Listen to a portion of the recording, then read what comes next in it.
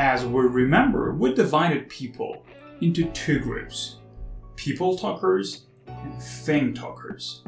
And we divided people talkers into two another groups, which some of them were constantly talking about themselves, and the other groups were talking about others all the time. And we mentioned that they would follow that pattern, whether it's logical or sentimental. And by sentimental, I mean some things that are very much based on feelings. In that large group of people, ups-wise, we have 256 different personalities, which I managed to just, simplify them into 4 smaller groups. 2 of these groups are very much, their work is based on logic, and the other group is very much based on feelings. So 4 groups, 2 on logic, and the other 2 on feelings. In this very episode, we're going to talk about their logic. It means that we're going to talk about 2 groups of people that they think logical. But the logic of a person who is constantly talking about himself, is it the same as a person who's talking about others all the time? Of course no. They're different. We're here to talk about it specifically. How does these people manage and process logic into their head? First, we're going to talk about a person who's talking about logic and constantly talking about people and repetitively mentioning people, people, people, and every subject that is related to people. You can find out that the logic of a person who's talking about himself is like this. If you focus enough, you will figure out that these people are always looking for a reason to do things. They're always saying, my reason for doing this, a reason for doing that was. And it's all about reason. It's about having a reason to do a thing is the most important thing to them. If they can't really process a reason of the things that happened before, they cannot see any point in it. Like, what was your reason for doing that? And you can say, I did it because I liked it. And they say, you just waste your time and energy. Who would do things based on their feelings? And they're like, you should have a reason for doing things. And you can hear that conversation with them. They're deep thinkers and also good problem solvers. Some of them might really stick with their own opinions, very tough with them. And the other group of those people can be very movable with their opinions. One of the things about this group of people, if you find them very powerful with their logic, you will see this pattern also, that they have hard time processing feelings. They might not really fall in love very easy, but if they do, they cannot really get out of a relationship. Why?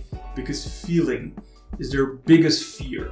We call them demons in objective personality system. We can say that something that is demon in some people's behavior, it's something that they cannot really control. So if they cannot really control feelings, it means that they're moody. If any feelings you can see in their behavior, it's exaggerated. It's not really controllable. They cannot control feeling. They only can control logic, subjects that are related to logic, reasons, and all stuff like that. But feelings, it's very strange. There are other criteria about their personality, but we'll learn it together later.